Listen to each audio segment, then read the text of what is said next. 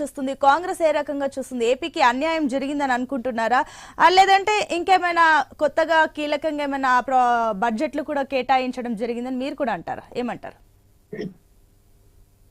అది విమర్శలు కాదండి, వాస్తవమే. ఎందుకంటే ఆంధ్రప్రదేశ్ కి కేంద్ర బడ్జెట్ లో అన్యాయం జరిగింది అన్నది ఆ విషయం మరి మన రాష్ట్ర ముఖ్యమంత్రి చంద్రబాబు నాయుడు గారికి కూడా తెలుసు.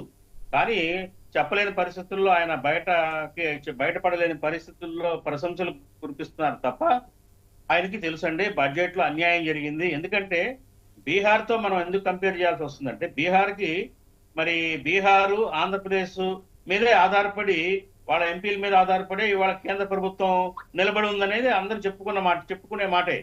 అటువంటప్పుడు వచ్చే సంవత్సరం బీహార్ సంవత్సరంలో ఎలక్షన్ ఉంది కాబట్టి బీహార్ లో వరాలు కురిపించేసి మఖనా ప్రాసెసింగ్ ఇండస్ట్రీస్ కి ఏర్పాటుకి, అట్లాగే పలు ఎయిర్పోర్ట్ల ఏర్పాటుకి అవన్నీ చాలా ఫండ్స్ ఇచ్చారు బీహార్ కి.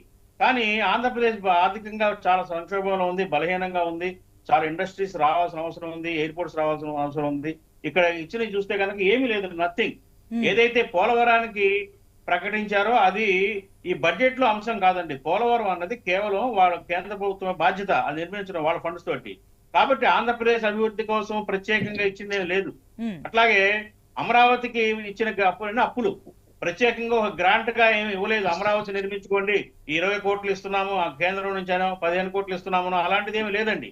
అట్లాగే వైజాగ్ స్టీల్ ప్లాంట్ కి ఏమి ఇచ్చారంటే వైజాగ్ స్టీల్ ప్లాంట్ సంక్షోభంలో ఉంది. కేంద్ర ప్రభుత్వం ఆధ్వర్యంలో నడిచే వైజాగ్ స్టీల్ ప్లాంట్ సంక్షోభంలో ఉంది. కాబట్టి దాన్ని పునరుజ్జీవం తేవటానికి కొంత ఫండ్ ఇచ్చారు. అట్లా వైజాగ్ రైల్వే జోన్ విభజన హామీల్లో భాగం. అది విభజన హామీల్లో ఇచ్చిన వాటిని బాధ్యతగా అమలు జరపాల్సిన వాటినన్నింటినీ కూడా బడ్జెట్ లో మేము ఏదో ఇచ్చేసామని చెప్పేసి బడ్జెట్ కోటాలో వేయడం అనేది కరెక్ట్ కాదు. అన్ని రాష్ట్రాలతో పాటు ఆంధ్రప్రదేశ్ నుంచి కూడా 4.7% పన్ను వెళ్తుంది కేంద్రానికి.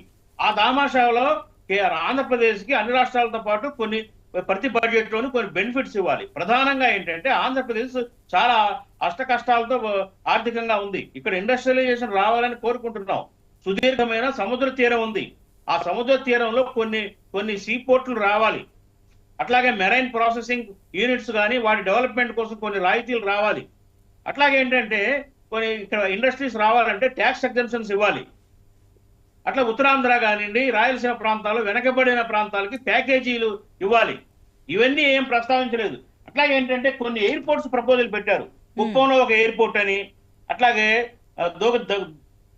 దోగదర్తిలో ఒక ఎయిర్పోర్టు, శ్రీకాకుళంలో, తాడేపల్లిగూడెంలో, నాగార్జున సాగర్, తుని అన్నవరం మధ్యలో, ఒంగోలు దగ్గర ఇట్లా ఎయిర్పోర్ట్ నిర్మాణం చేయాలని ఒక ప్రపోజల్ వెళ్ళింది. దానికి యాక్సెప్టెన్సీ కూడా ఇచ్చారంటున్నారు. మరి వాటికి ఏదైనా కేటాయించారా? ఎయిర్పోర్ట్లు ఇవాళ ఏంటంటే ఇవాళ ఎందుకు దావోస్ వెళ్ళి చంద్రబాబు నాయుడు గారి నిరాశకు తిరిగి రావాల్సిన పరిస్థితి వచ్చింది?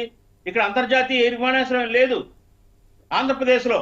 ఎవరన్నా కానీ ఒక విదేశీ ఇన్వెస్టర్ కానీ, దేశంలో ఉన్న ఇన్వెస్టర్ కానీ విజయవాడ రావాలంటే హైదరాబాద్ రావాలి.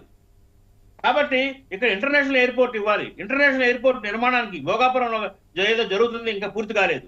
అట్లా కొన్ని ఎయిర్పోర్ట్స్ ఎక్కడెక్కడైతే ఇండస్ట్రియలైజేషన్ అవకాశం ఉందో అక్కడ ఎయిర్పోర్ట్స్ నిర్మాణం జరగాలి. దానికి ఏదైనా ఇచ్చారా ఫండ్స్?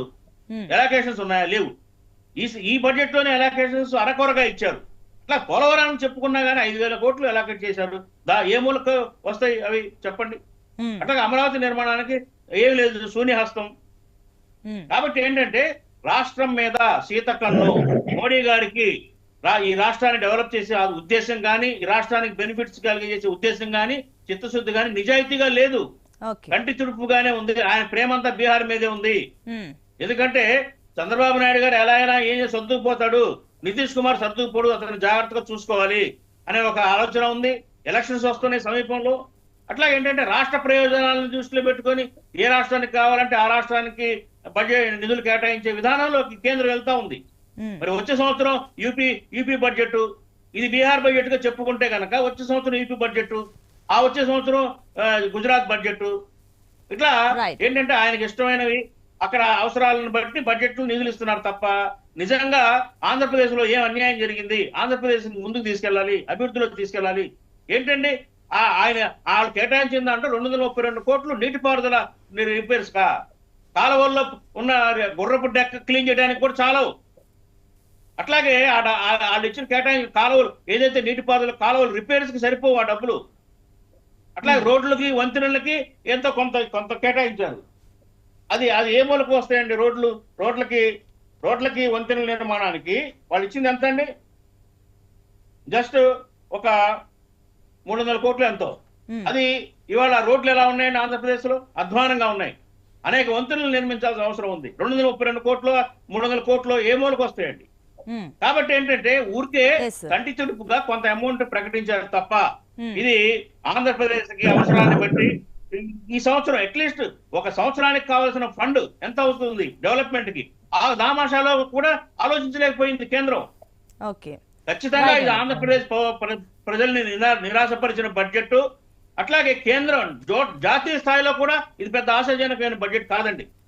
మరి మౌలిక రంగాల అభివృద్ధి చెందితేనే జీడిపి పెరుగుతుంది, ద్రవ్యోల్బణం తగ్గుతుంది. వ్యవసాయ రంగానికి కేటాయించామంటున్నారు, గత బడ్జెట్ తో పోలిస్తే కేటాయించింది చాలా తక్కువ. ఇండస్ట్రియలైజేషన్ కేటాయించింది చాలా తక్కువ. అట్లాగే దేశంలో ఇవాళ ఆర్థిక సంక్షోభం వైపు మన దేశం వెళ్తుందంటున్నారు. దానికి నివారించడానికి ఏమేం ప్రయత్నాలు చేస్తున్నారు బడ్జెట్ ద్వారా, ఏం చేశారు అనేది లేదు, శూన్యం. కాబట్టి ఇది మాయల మరాఠీ బడ్జెట్ గానే మేము చూస్తా ఉన్నాము. ఆంధ్రప్రదేశ్ కి అయితే మరి అది అన్యాయం జరిగింది. మరి చంద్రబాబు నాయుడు గారు కానీ జనసేన అధినేత పవన్ కళ్యాణ్ గారు కానీ మౌనంగా ఉండటం కాదు, కోట్లాడు తెచ్చుకుంటారు, బద్దునాడు తెచ్చుకుంటారు. మీ రాష్ట్రానికి కావాల్సిన నిధులు సమకూర్చుకోండి, రాష్ట్ర ప్రజలు మిమ్మల్ని క్షమించరు. ఓకే అండి, కనుక్కుందాం. ఎస్, సయ్యద్ రఫీ గారు, గుడ్ మార్నింగ్.